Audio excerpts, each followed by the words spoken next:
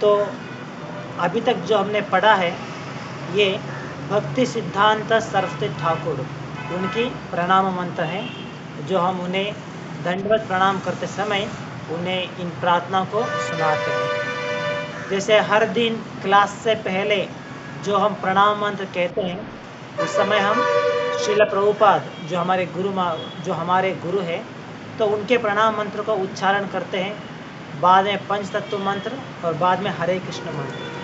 इसी प्रकार भक्ति सिद्धांत सरस्वती ठाकुर उनके प्रणाम मंत्र है, जो हमने अभी प्रार्थना में सुनाया। तो आज का दिन भक्ति सिद्धांत सरस्वती ठाकुर उनका आविर्भाव दिवस है, अपीयरेंस डे कहा जाता है। तो आज के इस शुभ दिन पर हम भक्ति सिद्धांत सरस्वती ठाकुर उनके बारे में कुछ समझने का प्रयास करेंगे। तो हमारी इस्कॉन मंदिर के जो फाउंडर आचार्य हैं, जिन्होंने इस्कॉन मंदिर की स्थापना किया है, हमारे गुरु जिसे हम मानते हैं श्रील प्रभुपाद, उनके गुरु भक्ति सिद्धांत सरस्वती ठाकुर हैं। तो भक्ति सिद्धांत सरस्वती ठाकुर हमारे लिए परम गुरु कहलाते हैं। परम गुरु जिसे हम देखते हैं फादर, और उनके पिताजी को कहा जाता है ग्रैंड फादर। तो इसी प्रकार हमारे इस आध्यात्मिक लाइन में जिनसे हम दीक्षा ग्रहण करते हैं, तो उन्हें हम गुरु का दर्जा देते हैं। तो हमारे लिए गुरु है श्रील प्रभुपाद। तो उनके जो गुरु है, मतलब जिनके द्वारा श्रील प्रभुपाद ने दीक्षा ग्रहण किया था, तो उन्हें परम गुरु कहा जाता है। जैसे ग्रैंड फादर होते हैं, तो इसी प्रकार हमारे आध्यात्मिक लाइन में वो हमारे लिए परम गुरु कहलाते हैं। तो आज उनका आविर्भाव दिवस है, अपीयरेंस डे। तो आज के शुभ दिन पर उनके बारे में कुछ समझने का प्रयास हम करेंगे। तो भक्ति सिद्धांत सरस्वती ठाकुर, उनके पिता का नाम था भक्ति विनोद ठाकुर। तो अगर हमने हमारी परंपरा की लिस्ट देखेंगे, आपके पास जो भगवत किताब है उसमें इंट्रोडक्शन के समय तो आपके पास जो भगवत किताब है उसकी इंट्रोडक्शन के आखिरी पेज अगर आप ओपन करेंगे, तो वहाँ पे हमारी ब्रह्म मध्व गौड़ीय संप्रदाय, इस संप्रदाय की एक लिस्ट दिया गया है।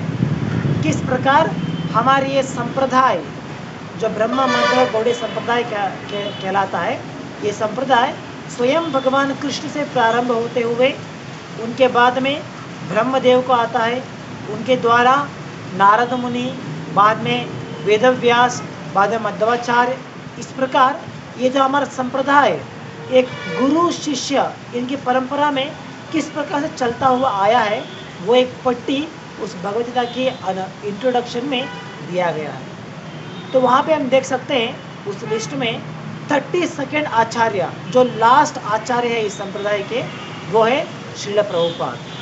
तो उनके गुरु मतलब 31 आचार्य है श्रील भक्ति सिद्धांत सरस्वती ठाकुर, और उनके पिता का नाम है भक्ति विनोद ठाकुर। तो उसी लिस्ट में अगर आप देखेंगे तो भक्ति सिद्धांत सरस्वती ठाकुर से एक गुरु के पहले उनका नाम आएगा, मतलब 29 आचार्य उनका नाम है भक्ति विनोद ठाकुर, जो भक्ति सिद्धांत सरस्वती ठाकुर के पिताजी हैं। तो भक्ति विनोद ठाकुर जिनके 10 पुत्र थे, तो उन पुत्रों में एक पुत्र है भक्ति सिद्धांत सरस्वती ठाकुर। तो इनका दीक्षा लेने से पहले इनका नाम था विमल ठाकुर। तो विमल ठाकुर इनका पहले का पूर्व का नाम है। तो दीक्षा ग्रहण करने के बाद उनका नाम बदल दिया जाता है, और विमल ठाकुर से बदलते हुए उनका नाम हो जाता है भक्ति सिद्धांत सरस्वती ठाकुर। तो भक्ति सिद्धांत सरस्वती ठाकुर, उनके पिताजी भक्ति विनोद ठाकुर थे। तो भक्ति विनोद ठाकुर जब उन्होंने हमारी इस गौड़ीय संप्रदाय को प्रचार करने में उन्होंने पूरा कसर लगाते हैं, अपनी पूरी परिश्रम लगाते हैं, तो देखते हैं कि चैतन्य महाप्रभु की जो तत्व है, जो टीचिंग्स हैं, वो समय के अनुसार चलते हुए नष्ट हो गए हैं। जो भी चैतन्य महाप्रभु के अनुयायी कहलाते हैं अपने आप को, जो कहते हैं कि हम चैतन्य महाप्रभु के फॉलोअर्स हैं, लेकिन चैतन्य महाप्रभु के तत्वों को वो पालन नहीं करते, बल्कि अलग अलग प्रकार के लोग यहाँ पे चैतन्य महाप्रभु का नाम लेते हुए कुछ अपप्रचार कर रहे हैं। उनकी जो सिद्धांत है वो वैष्णव सिद्धांत को बिलोंग नहीं करते। तो जब भक्तिवेदांत ठाकुर इस प्रकार हमारे वैष्णव संप्रदाय की एक दयनीय स्थिति को देखते हैं, तो वो अपने गुरु से आशीर्वाद लेते हुए, जगन्नाथ दास बाबा जी जो उनके गुरु थे, तो उनसे वो आशीर्वाद लेते हुए इस चैतन्य महाप्रभु की संप्रदाय को पुनः स्थापित करने का प्रयास करते हैं। जैसे इसे कहा जाता है, he tried to bring it back to the track. जो ट्रैक से नीचे उतर गया था, भटक गया था, उसे पुनः ट्रैक पे लेके आने का जो श्रेय है वो भक्तिविनोद ठाकुर को जाता है। तो इस प्रकार भक्तिविनोद ठाकुर जिन्होंने चैतन्य महाप्रभु की इस मूवमेंट को सही रास्ते में लेके आने के लिए इतना समय लगाते हैं, इतना पूरा परिश्रम लगाते हैं, तो उन्हें लगता है कि सिर्फ मेरी एक कोशिश के द्वारा जो मैंने प्रयास किया है इसे पूरा करने में मैं समर्थ नहीं हो सकता हूँ। तो इसीलिए भक्तिविनोद ठाकुर भगवान से प्रार्थना करते हैं कि आप कृपा की करके मुझे एक ऐसा पुत्र आप प्रदान कीजिए जो इस मूवमेंट को जो मैंने प्रारंभ किया है इसे आगे लेके जाएगा। चैतन्य महाप्रभु की इस मूवमेंट को सही रास्ते में लेके आने के लिए जो मैं प्रयास कर रहा हूँ, इसे आगे लेके जाने के लिए मुझे एक पुत्र की आवश्यकता है। तो इस प्रकार भक्तिविनोद ठाकुर की प्रार्थना के अनुसार बिमल ठाकुर का जन्म होता है। तो बिमल ठाकुर जैसे भक्ति सिद्धांत सरस्वती ठाकुर, तो जब वो बड़े होने के बाद प्रारंभ से ही उन्हें शास्त्रों का अध्ययन, संस्कृत का अध्ययन, क्योंकि उनके पिताजी ही एक आचार्य थे वैष्णव संप्रदाय में, तो इसीलिए प्रारंभ से ही उन्हें इन वैष्णव आचरण में ट्रेनिंग मिल जाता है। तो जब वो बड़े होते हैं, तो जब वो गुरु को स्वीकार करने का उनके मन में इच्छा प्रकट होता है, तो वो अपने पिताजी से जाके मिलते हैं भक्तिविनोद ठाकुर से, और उन्हें प्रश्न पूछते हैं कि सभी लोग मुझे ग्लोरीफाई करते हैं ये कहते हुए कि बिमल ठाकुर इतने बड़े पंडित हैं जिन्होंने संस्कृत में या शास्त्र के अध्ययन में इतना महारथी प्राप्त किया है, तो सभी लोग मुझे पंडित का नाम से बुलाते हैं, लेकिन फिर भी मेरा मन हमेशा व्याकुल रहता है, मेरा मन शांत नहीं है। तो इतना सब कुछ समझने के बाद भी, शास्त्रों का अध्ययन करने के बाद, बड़ा पंडित होने के बावजूद मेरा मन अशांत रहता है, तो क्या है इसका कारण? तो उस समय उनके पिताजी उन्हें गाइड करते हैं ये कहते हुए कि चाहे एक व्यक्ति कितना ही बड़ा पंडित क्यों ना हो, कितना भी शास्त्रों का अध्ययन क्यों वो उसने किया हो, लेकिन फिर भी जब तक वो एक गुरु की शरण में नहीं जाता, एक गुरु की शरण को स्वीकार नहीं करता, उसके मन में कृष्ण प्रेम जो है वो प्रारंभ नहीं हो सकता। तो हर एक जीव के लिए कृष्ण प्रेम अगर हम पाना चाहते हैं तो हमें एक गुरु की, एक सच्चे गुरु की आश्रय लेना ज़रूरी होता है। तो इस प्रकार उन्हें समझाते हैं कि जब तक तुम एक सच्चे गुरु के आश्रय में नहीं जाओगे, उनके आश्रय में जाते हुए, उन्हें गुरु स्वीकार करते हुए, उनके द्वारा जब तक तुम उपदेश को ग्रहण नहीं करोगे, तुम्हारे मन में ये जो व्याकुलता है वो शमन नहीं हो सकता, और तुम्हारे मन में जो कृष्ण प्रेम उत्पन्न होना है वो नहीं हो सकता।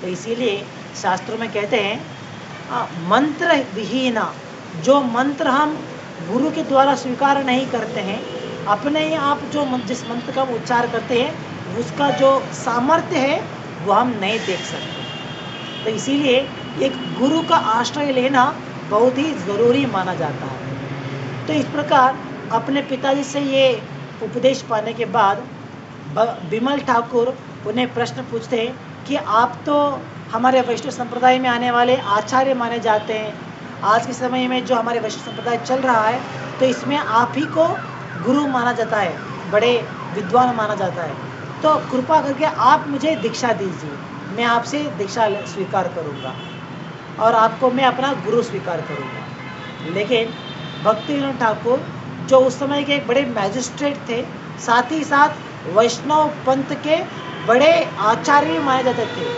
लेकिन फिर भी वो अपने पुत्र बिमल ठाकुर को दीक्षा देना अनुचित नहीं समझते। तो इसीलिए वो क्या कहते हैं कि मेरे एक गौर किशोर दास बाबा जी, जिन्होंने भक्ति विनोद ठाकुर से ही दीक्षा ग्रहण किया था, तो वो कहते हैं कि बिमल ठाकुर को कि आप उनके पास जाइए, गौर किशोर दास बाबा जी के पास, और उन्हें अपना गुरु स्वीकार कीजिए और उनसे आप दीक्षा लीजिए। तो इस प्रकार भक्ति विनोद ठाकुर उन्हें गाइड करते हैं। तो बिमल ठाकुर जब गौर किशोर दास बाबा जी के पास पहुंचते हैं तो देखते हैं कि गौर किशोर दास बाबा जी एक जंगल के अंदर या जहाँ पे लोग नहीं आते हैं, इस प्रकार अकेले में भगवान का नाम जप करते हुए, चांटिंग करते हुए अपना समय बिताते रहते हैं। तो गौर किशोर दास बाबा जी कभी भी लोगों के बीच में नहीं आते थे, लोगों के संपर्क में नहीं आते थे, ज़्यादा से ज़्यादा समय अपने आप को लोगों से दूर रखने का प्रयास करते थे। तो उनका गौर किशोर दास बाबा जी जो इतने बड़े शुद्ध भक्त थे, ए प्योर डिवोटी, तो उनके मन में भगवान के प्रति इतना कृष्ण प्रेम था, लेकिन फिर भी वो लोगों के बीच में नहीं आते थे। वो अपने आप को इतना कनिष्ठ समझते थे कि लोग उन्हें ग्लोरीफाई करते हैं कि आप इतने शुद्ध भक्त हो, प्योर डिवोटी हो, और लोग उनके पास आते थे कि आप कृपा करके मुझे थोड़ा आशीर्वाद दीजिए, आप आशीर्वाद करेंगे तो मेरा बिजनेस अच्छी तरीके से चलेगा, मुझे पुत्र की प्राप्ति हो सकती है, धन की प्राप्ति हो सकती है। तो इस प्रकार लोग उनके पीछे भागते थे उनके आशीर्वाद लेने के लिए। लेकिन गौर किशोर दास बाबा जी इतने विनम्र होते कि वो अपने आप को इतना तुच्छ समझते थे कि वो अपने आप को एक वैष्णव भी नहीं समझते। तो इसीलिए वो हमेशा लोगों से दूर रहते थे, ताकि लोग उनकी जो चांटिंग का समय है, जो भगवान की चांटिंग करते रहते हैं, तो लोग आके उस चांटिंग को डिस्टर्ब करेंगे, तो इसीलिए वो लोगों से दूर रहते थे। तो जब बिमल ठाकुर उनके पास जाते हैं, गौर किशोर दास बाबा जी के पास, और उन्हें प्रार्थना करते हुए कहते हैं कि मैं आपको गुरु स्वीकार करना चाहता हूँ, तो कृपा करके आप मुझे शिष्य स्वीकार कीजिए और मुझे आप दीक्षा दीजिए। तो ये सुनने के बाद गौर किशोर दास बाबा जी हंसते हुए कहते हैं, ये कैसे पॉसिबल हो सकता है, आप तो बिमल ठाकुर हो, किसके पुत्र हो? भक्ति विनोद ठाकुर के पुत्र, जो मेरे गुरु है, तो आप मेरे गुरु के पुत्र हो। इसके बावजूद आप तो इतने बड़े पंडित हो, सभी लोगों के सामने सभी लोगों को ज्ञात है आपका पांडित्य कितना है, तो आपके पास जो शास्त्र का ज्ञान है, जो वेदों का ज्ञान है, तो कितने बड़े पंडित हो आप, ये तो सभी लोगों को ज्ञात है। लेकिन आप मेरे से दीक्षा लेना चाहते हैं, मेरा सामर्थ्य क्या है, मेरी कैपेसिटी क्या है? मैं तो अनपढ़ हूँ, अनक्षरस्थ हूँ। क्योंकि गौर किशोर दास बाबा जी उन्होंने किसी भी प्रकार की डिग्री एजुकेशन प्राप्त नहीं किया था, उन्हें स्वयं अपना ही नाम लिखने के लिए भी नहीं आता था, तो अक्षर ज्ञान नहीं था। तो इसीलिए वो कहते हैं कि मैं तो इतना अनपढ़ गवार हूँ और आप इतने बड़े पंडित हो, लेकिन फिर भी आप मुझे गुरु स्वीकार करना चाहते हो। तो ये तो ऐसा लगता है कि आप मजाक करने के लिए, मेरी हंसी उड़ाने के लिए आप यहाँ पे आए। तो इस प्रकार कहते हुए वो इस विनंती को ठुकरा देते हैं। लेकिन बिमल ठाकुर, जिन्होंने अपने पिताजी से गौर किशोर दास बाबा जी की महानता को सुना था, उनकी विचारों को सुना था, गौर किशोर दास बाबा जी की जो कृष्ण प्रेम है, कितने बड़े डिवोटी है, ये सब कुछ सुनने के बाद उन्होंने मन ही मन ये निर्णय ले लिया था कि गौर किशोर दास बाबा जी ही मेरे गुरु बनेंगे। तो इसीलिए उनसे टकराने के बावजूद वो उनसे प्रार्थना करते रहते हैं और उन्हें विनम्रता से पूछते हुए, उनकी शरण लेते हुए वो पूछते कि नहीं, मुझे कृपा करके आप शिष्य स्वीकार कीजिए, मैंने आपको ही गुरु मान लिया है, तो आप मुझे शिष्य स्वीकार कीजिए। तो इसके बाद वो कहते हैं ठीक है, तुम कल आ जाओ, मैं भगवान से पूछूंगा क्या मैं गुरु बनने के लिए लायक हूँ और क्या मैं आपको शिष्य स्वीकार कर सकता हूँ। तो मैं कृष्ण से पूछूंगा, अगर वो हाँ कहेंगे तो मैं तुम्हें स्वीकार करूँगा, अभी कह रहे तुम चले जाओ। तो ठीक है, भक्त से बिमल ठाकुर वहाँ से निकल जाते। तो गौर किशोर दास बाबा जी वो सिर्फ उन्हें अवॉइड करना चाहते थे। तो अगले दिन जब वो पुनः आते हैं तो फिर से उन्हें यही कहते हुए उन्हें वापस भेज दिया जाता है। तो इसी प्रकार 2-3 दिन जाता है। तो जब आखिर में एक दिन आता है जब बिमल ठाकुर अटूट होते हुए वहाँ पे पूछते हैं कि नहीं, आपको मुझे गुरु स्वीकार करना ही पड़ेगा। तो जब वो उन्हें पूछते कि आपने भगवान से पूछा या नहीं, तो वो हर बार उन्हें टालते हुए, उन्हें अवॉइड करते हुए, किसी न किसी प्रकार से उन्हें अवॉइड करने का प्रयास करते रहते हैं। लेकिन जब विमल ठाकुर इतनी अटूट होता है उनका निश्चय कि वो कहते हैं कि अगर आप मुझे शिष्य स्वीकार नहीं करेंगे तो ये शरीर प्राप्त करने का, ये शरीर रखते हुए भी मेरा कुछ फ़ायदा नहीं है। तो इसीलिए अगर आप मुझे शिष्य स्वीकार नहीं करेंगे तो मैं इस नदी में, गंगा नदी में डूब के अपना शरीर को त्याग कर दूंगा, क्योंकि ये शरीर का कुछ वैल्यू नहीं है जब तक एक गुरु का आश्रय नहीं ले सकते। तो अगर इस शरीर के द्वारा मैं आपका आश्रय नहीं ले सकता हूँ तो मैं शरीर को त्याग कर दूंगा। तो इस प्रकार उनकी अटूट निश्चय देखने के बाद जो गौर किशोर दास बाबा जी ने परीक्षा उन्हें दिया था, तो इस परीक्षा में उत्तीर्ण होने के बाद जो देखते कि इनका इतना निश्चय इतना अटूट है, तो तब वो बिमल ठाकुर को अपना शिष्य स्वीकार करते हैं और उन्हें मंत्र दीक्षा देते हैं। तो इस प्रकार उन्हें दीक्षा देने के बाद उनका नाम बदल जाता है और बिमल ठाकुर से वो बन जाते हैं भक्ति सिद्धांत सरस्वती ठाकुर। तो इस प्रकार अपने गुरु से दीक्षा ग्रहण करने के बाद भक्ति सिद्धांत ठाकुर मायापुर को जाते हैं और वहाँ पे लंबी समय तक, बहुत महीनों तक वहाँ पे वो अपने नाम जप में डूब जाते। तो प्रारंभ में भक्ति सिद्धांत ठाकुर पूरा समय चांटिंग करने में एंगेज कर देते। तो कहा जाता है कि उन्होंने इस प्रकार से कितने दिनों में, कितना महीनों तक इस प्रकार से जप करते हुए उन्होंने लाखों नाम चांटिंग वो कंप्लीट करते हैं। तो इस प्रकार 1 बिलियन या 1 मिलियन कुछ है।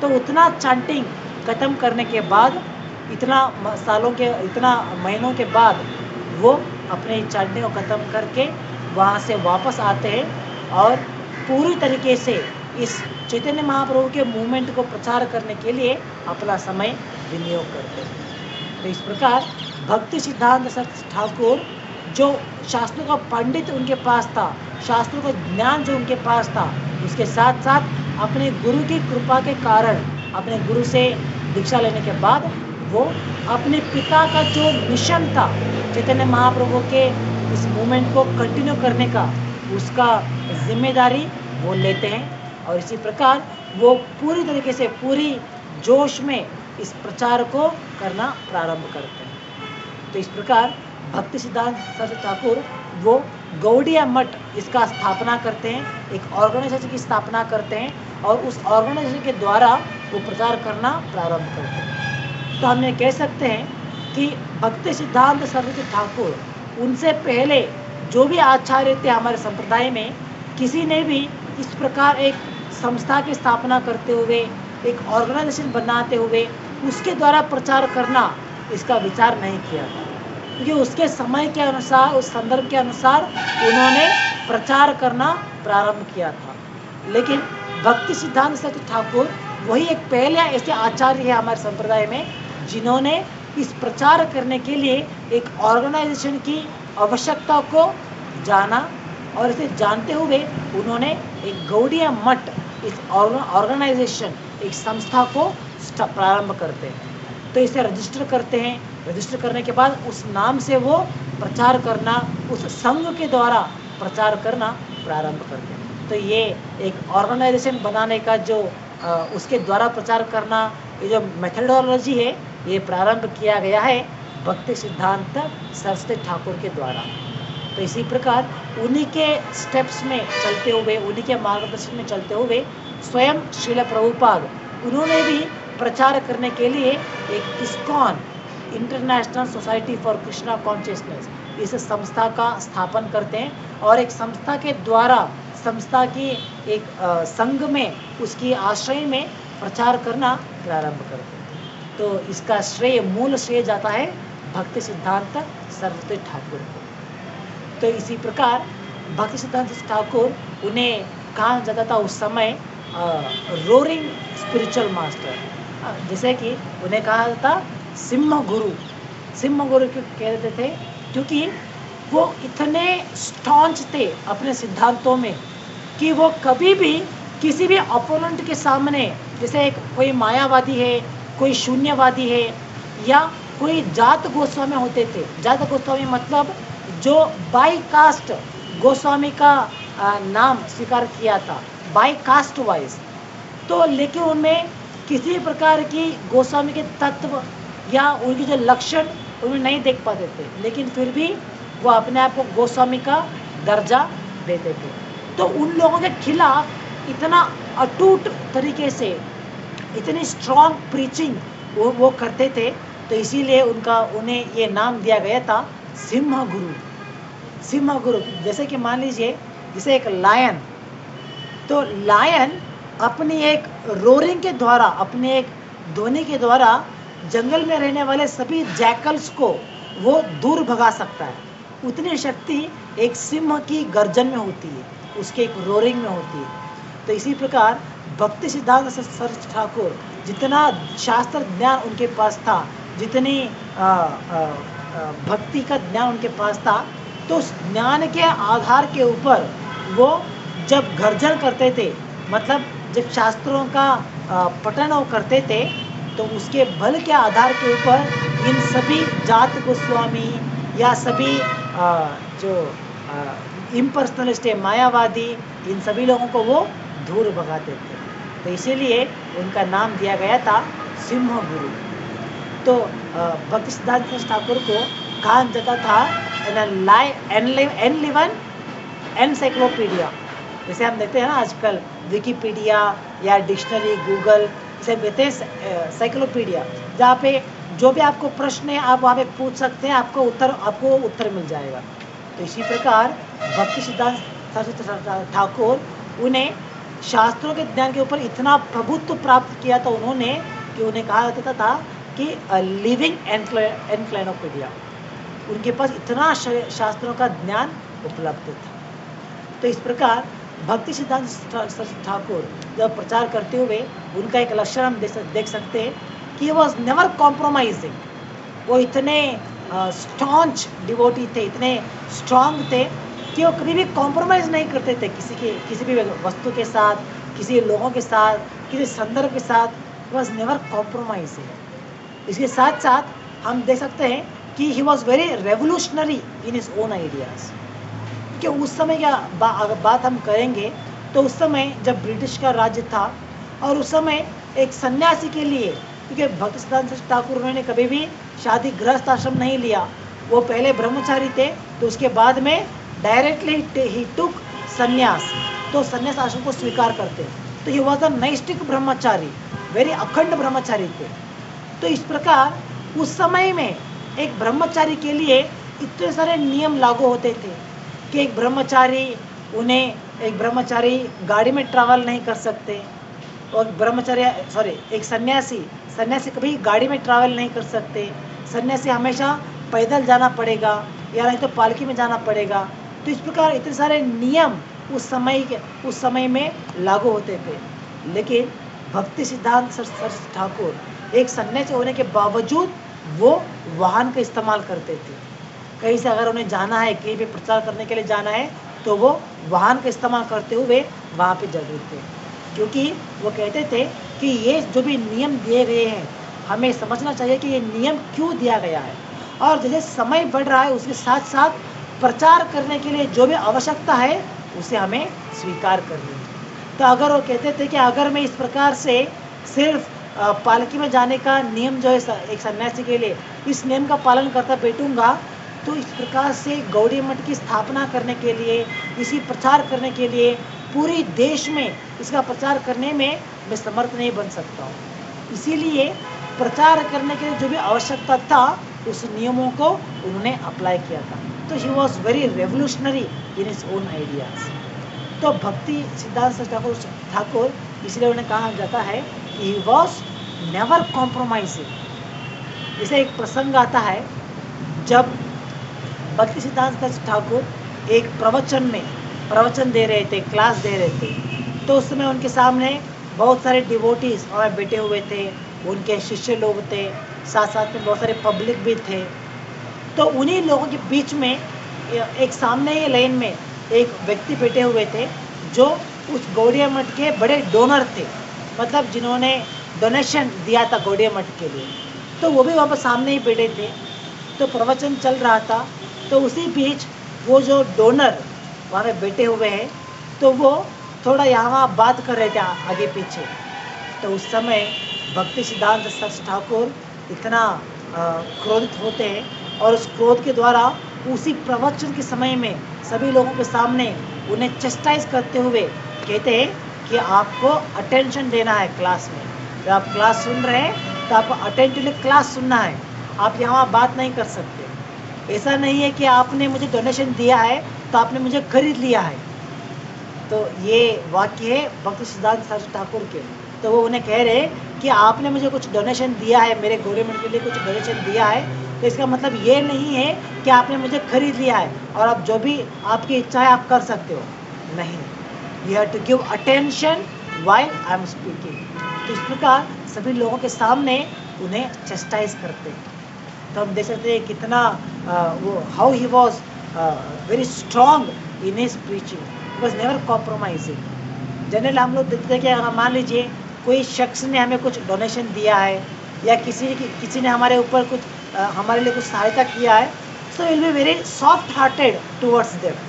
बहुत ज़्यादा फर्स्ट ऑफ ऑल डिवोर्स बहुत शांत होते हैं, लेकिन फिर भी उनके प्रति जिन्होंने डोनेशन दिया है तो थोड़ा ज़्यादा ही सॉफ्ट कॉर्नर होते हैं, क्योंकि उन्होंने हाँ भाई इन्होंने डोनेशन दिया है तो थोड़ा उनको ग्लोरीफाई करना पड़ता है या उनके लिए थोड़ा मान देना पड़ता है।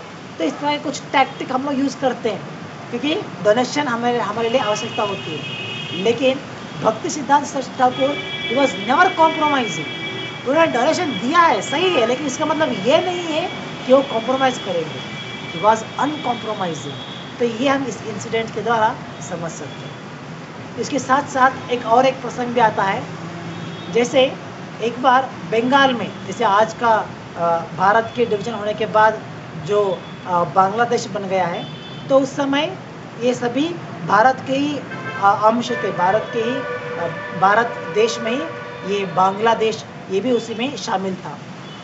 तो उस समय भक्ति सिद्धांत सरस्वती ठाकुर उनके कुछ डिसाइपल्स, कुछ डिवोटीज प्रचार करने के लिए वहाँ पे बंगाल गए थे, जो आज का बांग्लादेश आता है। तो उस समय वहाँ पे प्रचार करते हुए वो लोग जब प्रीचिंग कर रहे थे, तो एक डिवोटी थे जो बहुत ही जूनियर थे। तो वो उस समय प्रीचिंग करने के समय उन्होंने एक बड़ा पेंडल प्रोग्राम चल रहा था, जो बहुत सारे लोग एकत्रित हुए थे, तो वो कुछ क्लास दे रहे थे। तो क्लास देते समय जैसे उनके गुरु, जैसे भक्ति सिद्धांत सरस्वती ठाकुर मायावादी और जात गोस्वामी उनको क्रिटिसाइज करते हैं और उनकी जो गलतियां हैं उसे लोगों को समझाते हैं। तो इसी प्रकार वो जो यंग डिवोटी थे, जो जूनियर थे, वो भी अपने प्रवचन में उन्होंने जात गोस्वामी के बारे में गलत कहते हैं। वो कहते हैं कि इनका जो तरीका है वो गलत है, उनमें वो किस प्रकार से चैतन्य महाप्रभु के अनुशासन का पालन नहीं करते हैं। तो इसके बारे में वो प्रवचन में लोगों को कह रहे थे। तो ये सुनने के बाद जो भी वहाँ पे लोग उपस्थित थे, तो वो लोग उनके प्रति बहुत ही एग्रेसिव हो जाते हैं और वो लोग वहाँ पे उठ के गलाटा करते हैं। गलाटा करते हुए वहाँ पे जो पंडाल थे वो पंडाल गिरा देते हैं, गलाटा करते हुए उस क्लास को बंद करा देते हैं। तो ये इंसिडेंट होने के बाद जो भी वहाँ पे डिवोटीज थे, वो लोग उस डिवोटी को, जूनियर डिवोटी जो प्रवचन दे रहे थे, उन्हें कहते हैं कि आपको ऐसा नहीं कहना चाहिए था, लोग आपके प्रवचन सुन के लोग क्रोधित हो गए, तो आपको ऐसा नहीं कहना था। तो इस प्रकार से वो लोग उन्हें समझाते हैं। लेकिन जब ये विषय, ये न्यूज़ पहुंचता है भक्ति सिद्धांत सरस्वती ठाकुर को, जब उन्हें मालूम पड़ता है कि उनके एक शिष्य ने इस प्रकार जात गोस्वामी उनके खिलाफ बात करने के कारण से इस प्रकार की घटना हुआ है, गलाटा हो गया, लोगों ने तोड़ फोड़ किया है, तो ये न्यूज़ सुनने के बाद वो बड़े खुश हो जाते हैं। वो कहते हैं कि उस भक्त ने, उस डिवोटी ने अपने सामने जो लोग बैठे हैं उनकी प्रशंसा करने के लिए उसने कॉम्प्रोमाइज़ नहीं किया। जो तत्व है, जो सही है, उसने उसी का सामना किया। तो जो सही है उसने सही कहा और जो गलत है उसे उसने क्रिटिसाइज किया है। तो हो सकता है कि इसके वजह से लोग क्रोधित हो सकते हैं, कुछ लोग उनके प्रति सही बर्ताव नहीं कर सकते, लेकिन उसने तत्व जो है उसका सही पालन किया है। तो इसीलिए वो बहुत ही अप्रिशिएट करते हैं और उनके लिए एक पत्र भी भेजते हैं कि आपने जो किया है वो सही है। Don't compromise with the audience. तो जो भी ऑडियंस बैठे हैं, जो उनके लिए पसंद होता है उसके अनुसार हमें बात नहीं करना है, उसके अनुसार हमें प्रवचन नहीं देना है, बल्कि जो शास्त्रों के अनुसार है, जो हमारे गुरु ने हमें समझाया है, उसी प्रकार से हमें वहाँ पे लोगों को ज्ञान बांटना चाहिए। तो इस प्रकार भक्ति सिद्धांत सरस्वती ठाकुर इस दूसरे प्रसंग के द्वारा भी हम समझ सकते हैं how he was never compromising. तो इसी जो उनका जो अटूट विश्वास था, जो उनकी इतनी स्टॉन्च बिहेवियर था, इसीलिए जो जात गोस्वामी थे वो इतने खिलाफ हो जाते हैं इनके खिलाफ कि बहुत बार प्रयास भी किया जाता है कि भक्ति सिद्धांत सरस्वती ठाकुर को मार देना चाहिए। उन्हें मारने के लिए बहुत प्रयास किया जाता है। उस समय जहाँ भी वो जाते थे, लोग वहाँ पे दंगे उठाते थे, उन्हें मारने का प्रयास करते थे। क्यों? क्योंकि वो जात गोस्वामी की जो परंपरा है उनके खिलाफ बात करते थे। तो इसीलिए उन्हें मारने का भी प्रयास किया जाता था। तो एक बार ऐसा भी होता है कि वो बहुत लोग जो भी इनके प्रति ईर्ष्या मनोभावना था, वो लोग एक पुलिस अधिकारी को शामिल कराते हुए उन्हें ब्राइब देते हैं।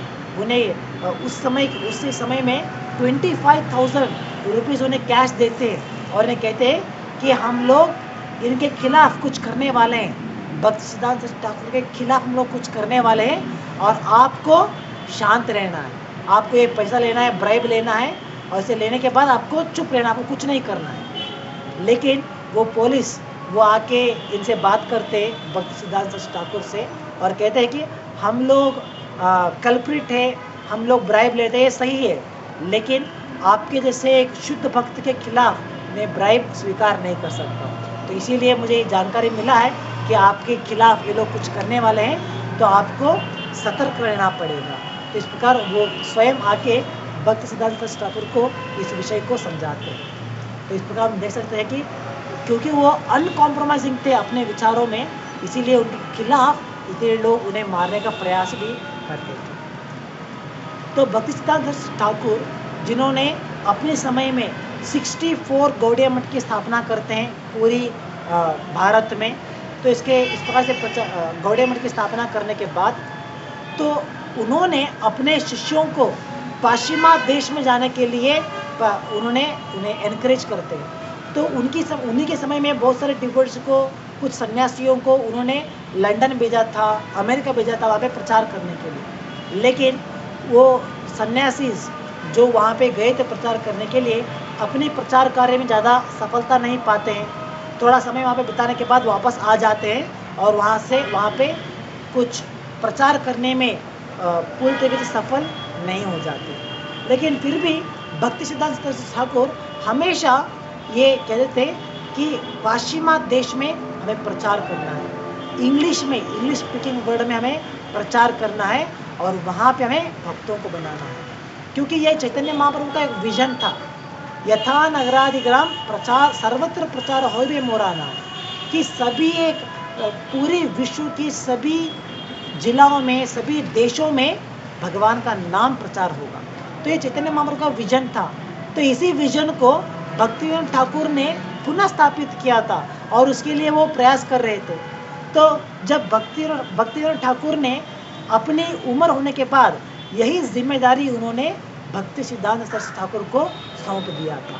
तो इसीलिए भक्ति सिद्धांत सरस्वती ठाकुर अपने शिष्यों को हमेशा ये एनकरेज करते थे कि आप इंग्लिश में प्रचार कीजिए, इंग्लिश स्पीकिंग वर्ल्ड में आप प्रीचिंग कीजिए। तो इसी प्रकार उन्हीं के भक्ति सिद्धांत सरस्वती ठाकुर उन्होंने श्रील प्रभुपाद जब उनकी पहली बेट होती है 1922 में, तो उस पहली बेट में ही वो उन्हें कहते हैं कि आपको इंग्लिश में प्रीचिंग करना है, इंग्लिश में आपका प्रचार करना है। तो in the first meeting itself Bhaktisiddhanta Thakur ने श्रील प्रभुपाद को ये इंस्ट्रक्शन दिया था। तो इसी प्रकार 1933 में जिस साल भक्तिसिद्धांत सरस्वती ठाकुर अपना उनका देहांत हुआ, उसी साल 1933 में जब उनका श्रील प्रभुपाद उन्हें पुनः पूछते हैं कि मैं आपको क्या सेवा कर सकता हूँ, तो उस समय वो उन्हें पुनः यही इंस्ट्रक्शन देते हैं कि आप इंग्लिश में प्रीचिंग कीजिए, इंग्लिश में प्रचार कीजिए। तो इस प्रकार हम देख सकते हैं कि श्रील प्रभुपाद जब वो पाश्चिमात्य देश जाके वहाँ पे इस्कॉन की स्थापना करने के बाद, जब वो प्रचार करने के बाद इतनी सफलता पाते हैं, तो उसके बाद वो इसका श्रेय देते हैं अपने गुरु महाराज भक्ति सिद्धांत सरस्वती ठाकुर को। तो कहते हैं कि ये उनकी कृपा है, उनकी कृपा के कारण मैं यहाँ पे आप लोगों को प्रचार कर सकता हूँ, आप लोगों के बीच में इस प्रचार का कार्य मैं आगे ले पा रहा हूँ। तो इसका श्रेय ज़्यादा है भक्ति सिद्धांत सरस्वती ठाकुर को। तो इस प्रकार श्रील प्रभुपाद इसका श्रेय उन्हें देते हैं। तो भक्ति सिद्धांत सरस्वती ठाकुर जिनका आज आविर्भाव दिवस है, तो आज हम देख सकते हैं कि श्रील प्रभुपाद उनके इंस्ट्रक्शन को पाने के बाद उनकी मार्ग में चलते हुए उन्हीं के जैसे उन्होंने भी एक संस्था की स्थापना किया और उसके द्वारा इस प्रकार हरिनाम का प्रचार करते हुए आ रहे हैं। तो ये सब कुछ पॉसिबल होता है, इसका श्रेय जाता है भक्ति सिद्धांत सरस्वती ठाकुर को। तो आज के इस शुभ दिन पर जैसे उनकी आविर्भाव दिवस है, तो हम लोगों को भी उनका प्रार्थना करना है उनसे कि हमें भी कृष्ण भक्ति की देन करें, उनके द्वारा हमें कृष्ण भक्ति को प्राप्त कर सकते हैं। और उन्हीं के मार्ग में चलते हुए उनके जो प्रिय शिष्य है श्रील प्रभुपाद, जो हमारे गुरु महाराज है, उनसे भी हम प्रार्थना कर सकते हैं कि हमें हमारी भक्ति योग में, हमारे डिवोशनल सर्विस में आगे जाने के लिए वो हमें मदद करें। तो यहाँ पे आज के शुभ दिन का सेशन हम यहाँ पे समाप्त करेंगे। जगत गुरु श्रील प्रभुपाद की जय। भक्ति सिद्धांत सरस्वती ठाकुर महाराज की जय। हरे कृष्ण।